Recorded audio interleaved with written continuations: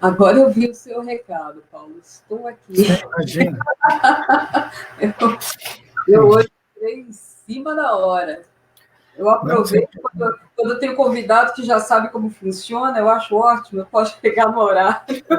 Não precisa ficar bem antes e tal. Então, coisa boa. Bom, já estamos ao vivo, então. Hoje, 29/6, estamos na live de número 101. Olha só. Então, tenho o prazer aqui de receber o meu mais novo colega, né, que eu tive o prazer de ser apresentada ao Paulo pela Marília, e depois da live com a Marília, recebi várias mensagens, você tem que trazer o Paulo, você tem que trazer o Paulo. Então, gente, olha aí, para todos nós, aqui com prazer, Paulo Marão. Sou eu mesmo. Então, Paulo, a gente nessa meia hora aí vai bater um papo, né, sobre o trabalho do... Você fala nu ou nu? Nu. Então, do Nu Opera Lab, né? Eu já estou falando Lab aqui porque... o inglês. Desculpa. É que assim, você nem imagina quantas conferências que eu entrei essa semana passada, até ontem à noite, misturando aqui português e inglês, mas enfim, né, no Opera Laboratório. Isso, exatamente. Então, eu queria, assim, antes da gente entrar no laboratório, como é de praxe, conta um pouco para a gente como é que está. Aí você acabou de me falar que você mora numa chácara, então dá até covardia, mas conta, como é que está a sua vida de pandemia? Nós somos aqui privilegiados, porque a gente está bem isolado aqui, uma chácara no alto de morro, um pouco longe do centro da cidade de Tupéva, né? E é uma temperatura sempre boa, sempre gostosa aqui, e então nós não temos... o isolamento é perfeito para nós, né? E, ao mesmo tempo, é a vida da gente normal, quer dizer, o nosso cotidiano não mudou tanto assim, apesar que a gente costumava ir 3 vezes por semana até São Paulo, mas agora a gente está aqui quietinho. Sei. Bom, não tem outro jeito, né? Mas a gente está sempre comentando aqui a tristeza que nos dá em ver a situação que está o país, né? As pessoas que não têm o nosso privilégio de poder estar em casa, trabalhar em casa, ter água corrente, né? Água na torneira, porque você fala para as pessoas, tem que higienizar, tem que lavar a mão, o sujeito não tem água encanada, ele vai fazer como? Isso é um recado para as elites apenas, né? É uma coisa complicada, né? Mas, enfim, vamos aí, então, conversar um pouquinho como é que é seu trabalho de músico, de regente, junto com o trabalho do Ópera Laboratório. Bom,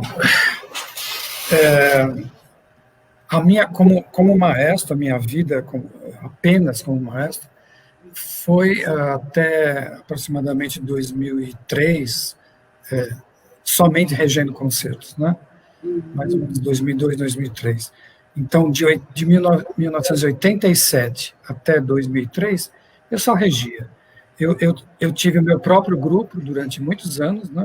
Minha própria orquestra, sempre com jovens músicos, eu sempre gostei de trabalhar com jovens, com estudantes, e já tinha esse conceito, inclusive, que eu juntava um grupo para fazer música, alguma coisa de repertório diferenciado, sem ninguém ganhar nada, e aqueles que topavam fazer música comigo, a gente desenvolvia um processo que, no fim das contas, era didático e, ao mesmo tempo, de pesquisa sobre repertório de orquestra diferenciado, né?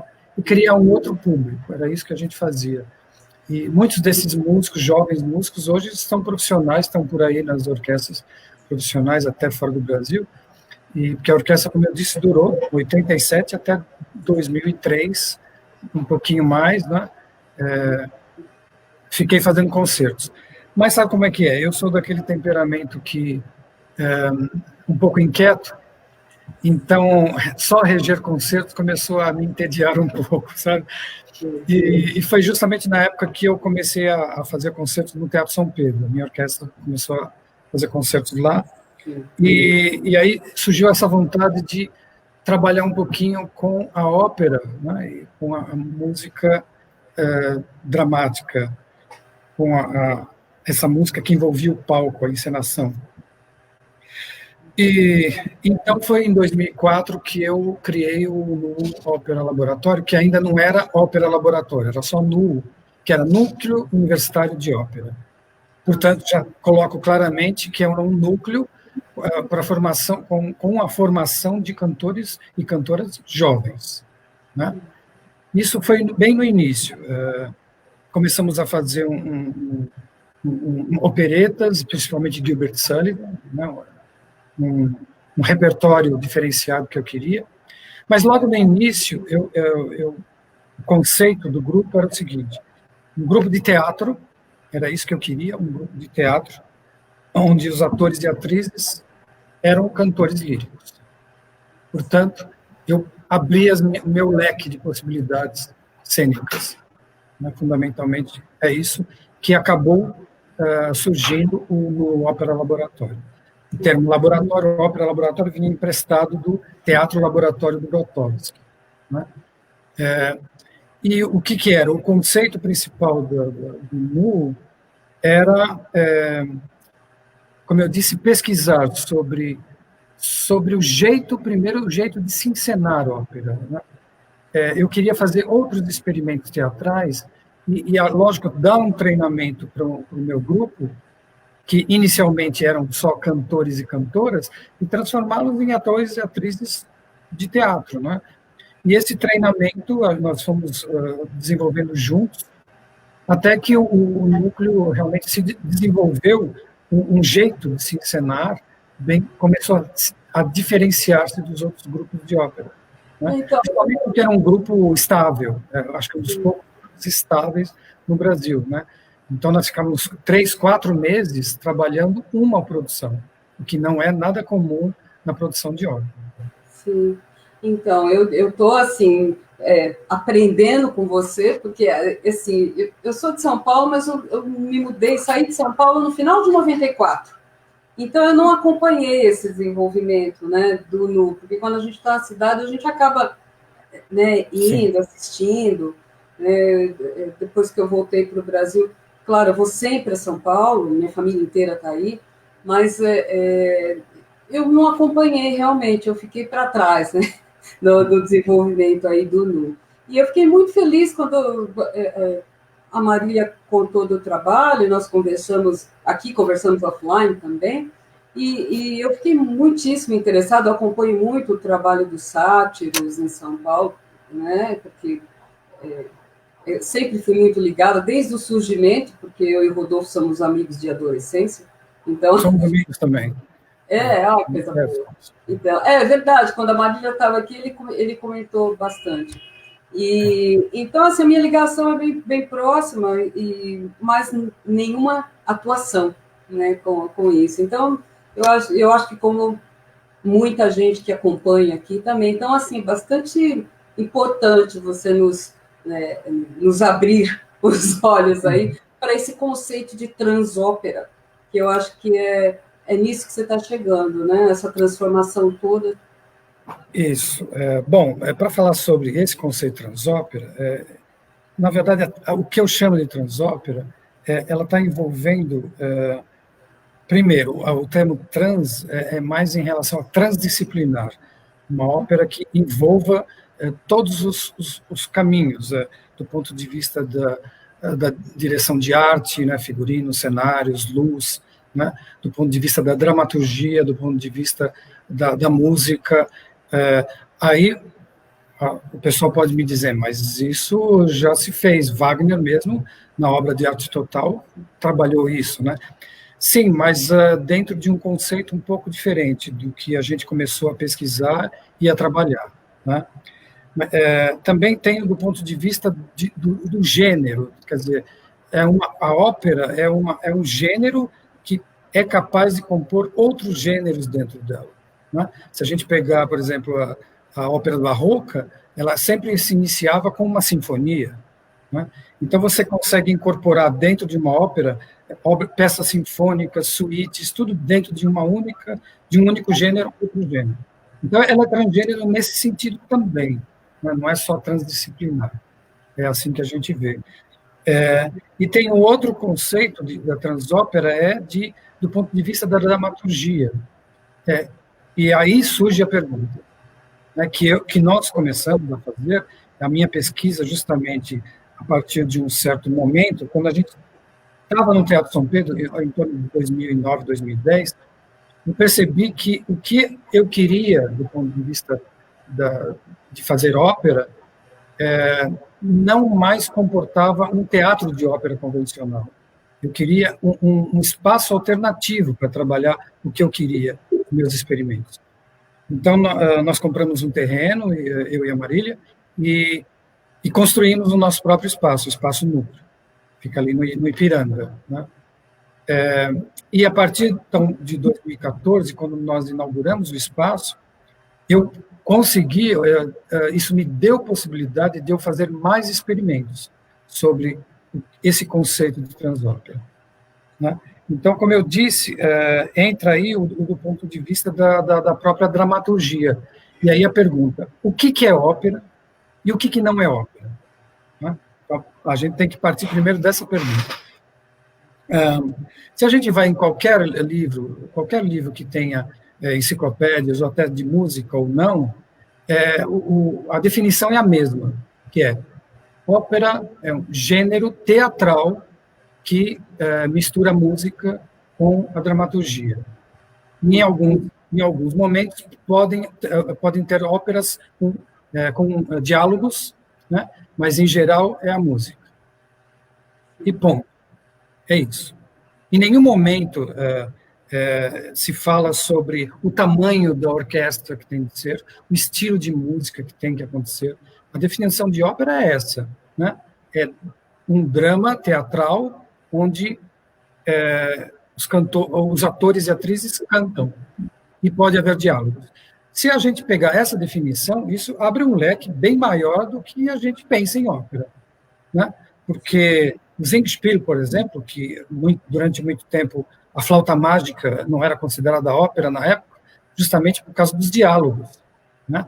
E depois de um certo tempo a gente vê a flauta mágica como uma ópera convencional, mas não é uma ópera convencional, né?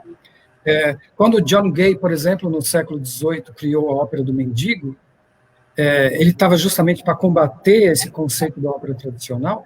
Eles não sabiam como chamar uma peça teatral que tinham vários trechos musicais, várias canções que se incorporavam aos diálogos, diferentemente até das áreas de recitativos. Não existe recitativo na ópera do Mendigo, né? É sempre direto com a canção. E na ópera, na época, eles deram o título, o nome de ópera balada. Assim como também as óperas de Purcell, que é o King Arthur ou Fairy Queen, que são alegorias, eles chamaram de semi-óperas, porque trabalha uma dramaturgia, mas a música, quer dizer, envolve um outro conceito. Ou seja, eram óperas, mas como elas fugiam do tradicional, e olha, eu já estou falando do século XVIII, né? Fugiam do tradicional, eles rotulavam de outro jeito, para dizer, não, isso não é ópera. Ópera é isso aqui, né? Foi justamente por isso que Wagner, quando chegou a um ponto da escrita dele, ele começou a questionar, falou, não, o que eu estou escrevendo a partir de agora não é mais essa ópera italiana, a ópera convencional, que usam a ópera italiana como o básico, né? Como um padrão, digamos assim. Então, eu vou chamar isso de drama musical. E por quê? Porque ele já eliminava as áreas e nada era escrito na música sem que tivesse um total envolvimento com a dramaturgia. Não existia nada gratuito, digamos assim. Até um ponto em que chegou no Anel dos Nibelungos, em que não existem áreas, duetos, etc., existem só recitativos, né? E onde a dramaturgia densa ela é sempre antecipada pela música. A música anuncia cada momento da palavra. Quer dizer, até a palavra fica em segundo lugar do que a escrita musical. né? Então, quer dizer... Paulo, deixa eu falar, você pode acompanhar os comentários aí na sua direita, lá em cima, comments? Sim, sim. Aí, o seu fã já chegou aí, Wesley Fernandes. Tem algumas pessoas já que eu conheço bem. Wesley Paulo, você conhece o Alex Paulo? Alex Paulo Teixeira, baterista, foi professor aqui. Ele está dizendo Maide Dickman. Maide Dickman. E tem aqui a Rita Domingos, esse conceito de transópera parece que tem conexões com o conceito do post-ópera de Helena Novak. Por favor, poderia comentar a respeito? Bom, vamos lá. Eu acho que vamos seguir, se não, nosso raciocínio aqui, aí a gente vai chegar em alguns aspectos. Só que o que eu estava chegando, onde a gente quer chegar, e acredito que tenha chegado já, é que o Wagner, mesmo com o conceito da obra de arte total, não chegou a esse ponto de uma ópera em que envolvesse todos os campos de maneira igual. Por quê? Porque existia uma hierarquia, né? O que vem primeiro? O que controla tudo? É a cena, é a palavra, é a música, né? E para mim, esse conceito de transópera, como para alguns outros autores, alguns outros encenadores, justamente, que aí eu sigo o comentário, tem encenadores no resto do mundo que estão fazendo um trabalho semelhante mesmo, né? Então, esse conceito que eu cheguei na minha tese de doutorado, que é no Ópera Laboratório da autoetnografia à transópera. Vocês podem até pesquisar, e tem uma das partes do meu doutorado que fala especificamente sobre a transópera, né? Depois você podia colocar o link para nós, né, no Face. Coloco o link, sem dúvida, né? E que é o seguinte, se a gente pensar a criação da ópera, como eu disse, para nós, tinham 3 vertentes importantes. Como se encena a ópera, o que é a ópera, né? Aí o conceito de até o que a gente pode chamar de ópera e até onde a gente pode chegar nesse jeito do processo criativo da ópera. Então, primeira coisa, vamos lá, o que envolve diretamente no Ópera Laboratório, o jeito de se encenar. Eu queria fugir desse jeito de se encenar mais tradicional, do cantor, da voz ser o mais importante, em que as cenas são mais estáticas, né? Isso na ópera convencional, onde o coro está ali, parado, poucos movimentos. Esse é o conceito da ópera tradicional, é isso, a encenação típica que se faz em ópera, né? Até hoje, por sinal. E é lógico, alguns encenadores tentam sair desse conceito, tentam buscar outras maneiras, assim como eu também procurei outras maneiras. Então, esse jeito de se encenar, o que a gente queria? A gente queria que esse grupo de atores e atrizes, e cantores e cantoras, nós começamos a fazer um trabalho, principalmente da preparação do corpo em cena. É aí que entra a Marília, que é uma doutora em pedagogia do movimento, né? Então é aí que ela entra, onde a gente poderia fazer um trabalho cênico mais claro sobre esse jeito de se encenar ópera. Esse trabalho de corpo, onde, como eu disse, a voz já não é tão mais importante, mas o movimento, o trabalho de corpo, e que muitas vezes a gente começou a perceber que o corpo vem primeiro, o trabalho de corpo vem primeiro, do que a ação. A ação física é primeiro do que a palavra, do que o canto, do que tudo que vinha antes, né? E aí, é lógico, a gente começou a trabalhar com Stanislavski, mas depois a gente foi para Meyerhold e Grotowski. Por isso, como eu disse, o termo emprestado do Grotowski para a ópera laboratório, né? Então, tem esse ponto. O outro ponto é do ponto de vista desse conceito de transópera. Imagina que, quando a gente vai fazer um trabalho de produção de ópera convencional, o diretor ele vai procurar, então, convidar um cenógrafo, um figurinista, e uma pessoa que vai fazer o design de luz vai procurar um diretor musical e eles vão juntos fazer esse trabalho. Mas, muitas vezes, até eles não conversam entre si. Conversam e falam, eu quero mais ou menos nesse estilo, e pronto, e cada um faz o seu trabalho. E em função de quê? Em função da obra musical, né? Em função daquela ópera, qualquer que seja, Carmen, Don Giovanni, é o mais importante. E os outros ficam abaixo disso, né? Agora, se a gente pensar, se a gente considerar esses fatores como disciplinas, eu procurei fazer uma coisa transdisciplinar, onde nenhuma delas se sobrepõe à outra. E até, por exemplo, determinada luz, naquele momento, naquela cena, ela é mais importante do que o resto. Então, todos os outros, todo o resto, do ponto de vista de direção de arte, de música, de cena, vão se render, digamos assim, à luz naquele momento. E assim por diante, né? E as outras disciplinas, quer dizer, nunca nenhuma controla tudo.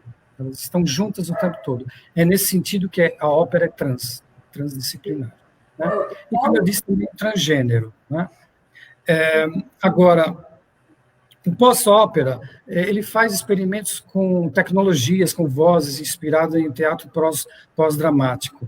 Né? Então, o que ela faz? É um conceito onde procura... onde vai juntar, digamos assim, matérias-primas para chegar a um tipo de drama musical. Né? E, nesse ponto, o que nós buscamos? Nós buscamos também uma matéria-prima, é uma dramaturgia diferenciada. Aí eu vou explicar um pouco melhor sobre essa coisa do transgênero também. Isso entra no mesmo ponto. Né? A Eliane Gama colocou já o link da sua tese aqui. Obrigado, Eliane. E depois, se for possível, eu queria que você comentasse como é que é ter profissionais de tantas disciplinas específicas trabalhando com... Imagino que você tenha apoio de profissionais dessas áreas trabalhando. Né? Bom, foi bom você fazer essa pergunta, né? Porque, na verdade, eu trabalhava com pessoas diferentes para fazer a direção de arte, figurino, cenário, quem que lidava com a direção cênica, eu trabalhava só com a direção musical, mas chegou a um ponto em que eu comecei, como diretor-geral, eu comecei a ver que a minha pesquisa estava envolvida, eu estava tão mergulhado nisso, que eu mesmo comecei a estudar e a pesquisar sobre cenografia, figurino, quer dizer, a direção de arte geral, de luz. Então, a partir de 2006, eu mesmo comecei a trabalhar todas essas áreas, tanto a cenografia, a direção de arte, direção musical. Paulo, você congelou um pouquinho. Você deve estar me ouvindo, mas a imagem congelou. Eu acho que você precisa refrescar a sua tela. É normal, viu, gente? Viu? Ontem, quantas vezes aconteceu com o Villani? Porque ele está numa chácara e o sinal oscila mesmo. Quando oscila, a gente congela tudo. Mas ele já deve voltar. E eu já vou avisando vocês que amanhã, enquanto ele não volta, eu vou avisando que amanhã a gente tem aqui o pianista Everson Bastos, que é especializado em música popular, aqui da UFG, que vai estar conversando com a gente amanhã. Né? Mas, tá, ele já vai voltar, para vocês saberem. Tá? E amanhã, depois da live do Everson, eu vou colocar a lista dos nomes já confirmados para o mês de julho. Está completo já os 31 dias de julho, então de lives. Amanhã, depois do Everson, eu coloco aqui para vocês. E aí vocês podem se programar. Né? Já adianto que tem gente muito legal. O mês de julho está bem legal. Vamos ver. Cadê o Paulo? Ele está voltando. Ele avisou que isso podia acontecer, mas ele deve voltar. Isso é só uma.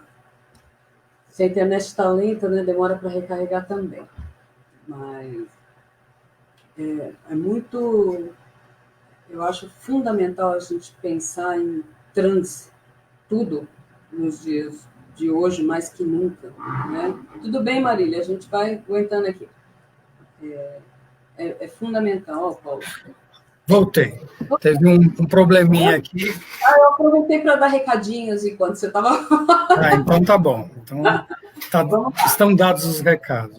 Não dados os recados. Eu já não lembro nem mais onde eu parei.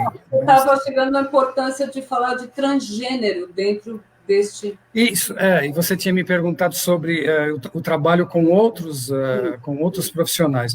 Então, a partir de um certo momento, toda a direção geral era minha, né, e da Marília. Quer dizer, a Marília, todo o ponto de se trabalhar o corpo desses atores e atrizes no palco é o trabalho dela, como doutora em pedagogia do movimento. E todo o resto, em relação à dramaturgia, a direção de arte, a direção cênica, tudo, sempre fui eu que cuidei, como eu disse, já de 10 anos para cá, mais de 10 anos para cá.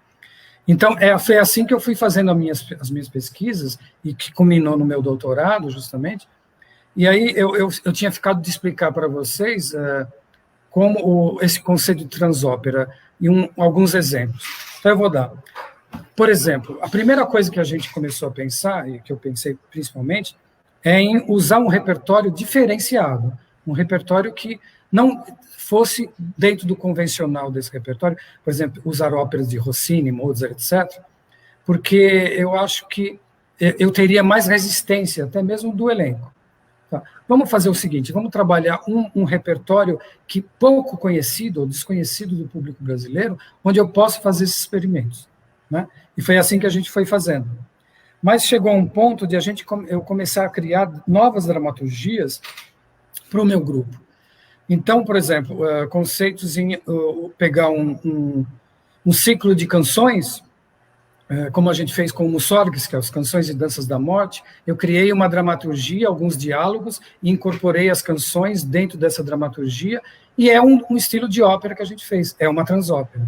Ou pegar duas cantatas do Purcell, que não são cênicas, e construir uma dramaturgia, que é o aniversário e morte da Rainha Mary e o funeral da Rainha Mary.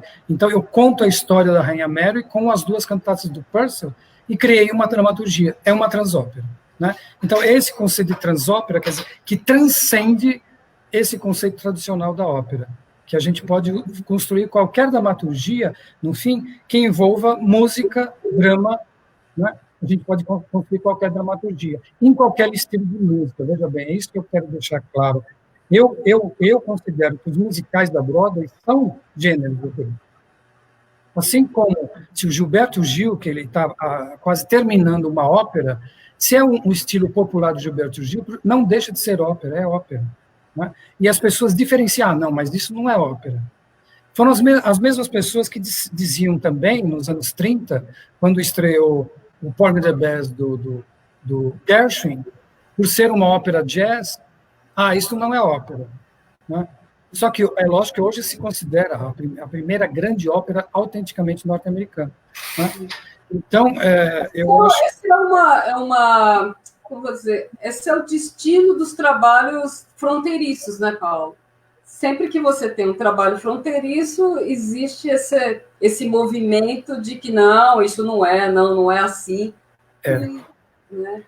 Exatamente. Então, é dentro desse conceito que a gente segue. Isso, para nós, é transal. Tudo que de dramaturgias que envolvam música, canto, é ópera. Como essa dramaturgia é trabalhada, qual é o estilo de músicas que se usa, isso não importa. Nós chegamos ao ponto culminante, acho que do nosso trabalho, foi a ópera do improviso, onde a gente fez uma ópera inteira improvisada a partir de histórias, a dramaturgia era construída com história que as pessoas contavam para nós, ao vivo, né? O público contava uma história e a gente ia construindo uma dramaturgia. Inclusive, nós fizemos duas partes. A primeira parte, a música, a primeira edição, digamos assim, da ópera do improviso, a música era pré-determinada. Eu escrevi uma música onde os cantores colocavam as palavras, né, na letra. Mas essa segunda edição, que teve o ano retrasado, a ópera do improviso era inteiramente improvisada, até a parte musical. Né? Você tinha livre improvisação ou você tinha uma improvisação encaminhada? Não, na verdade, foi uma boa pergunta. A gente chegou a fazer uma coisa, olha, vamos fazer uma coisa dentro desse estilo, uma determinada bula, né, da improvisação. Mas você sabe que na hora, logo na primeira récita, a gente falou, quer saber? Esqueçam da bula, vamos seguir em frente, vamos... E houve um diálogo impressionante, porque é importante que se diga, né, o nosso espaço ele não tem fosso, mas a nossa camerata, ela fica numa sala anexa. Então, o público não vê. Consequentemente, os atores e atrizes também não veem. Então, nós nos comunicamos somente pelo som. E até mesmo na hora do improviso foi feito assim. Né? E deu muito certo, as pessoas adoram. Né? Assim como um outro exemplo de dramaturgia que as pessoas vivem pedindo para a gente reprisar, o Cântico dos Imigrantes, que é um estilo de teatro verbatim, onde depoimentos reais são gravados e são reproduzidos pelos atores e atrizes com fone de ouvido. Né? E eu incorporei esse estilo de teatro fazendo uma ópera verbatim, com a história de alguns imigrantes que vieram ao Brasil. Bom, isso foi tanto sucesso, a gente inclusive levou no Festival Satirianos, o Rodolfo quis muito que a gente levasse para lá. Né? E nós iríamos justamente reprisar o Cântico dos Imigrantes quando houve a pandemia. Então, tivemos que... O nosso espaço, por enquanto, está fechado, né? Mas quando nós voltarmos, a primeira coisa será retomar o Cântico dos Imigrantes, que foi um grande sucesso.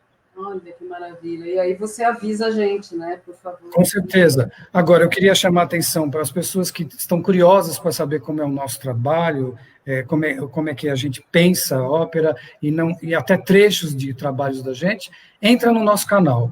É só entrar no YouTube, no Opera Lab. E aí vocês vão ver um monte de coisas, inclusive coisas que a gente está produzindo agora, que vão estrear ou estão estreando na telinha, né? Por enquanto na telinha. Olha que legal. Marília podia aproveitar que está aí, colocar o link para nós, né? É facinho no Opera Lab, mas é sempre mais prático quando tem um link para clicar, né? O pessoal vai mais rápido.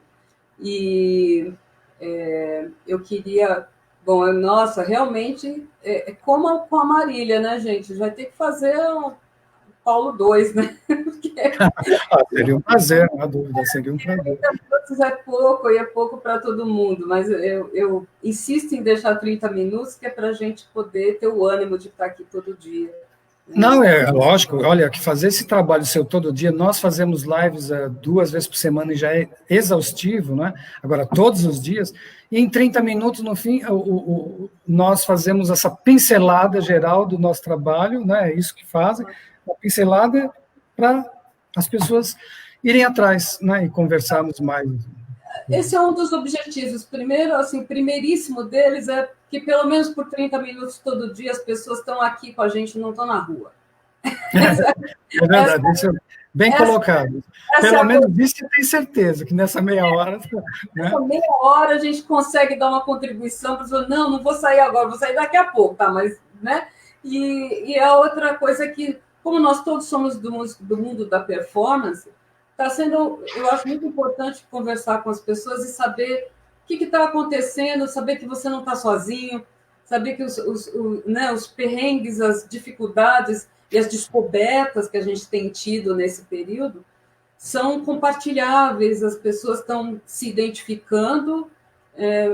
Eu tenho depoimentos lindos de pessoas que estavam entrando numa depressão e aí estão agora... ansiosas por esperar às 3 da tarde para saber o que vai curtir hoje.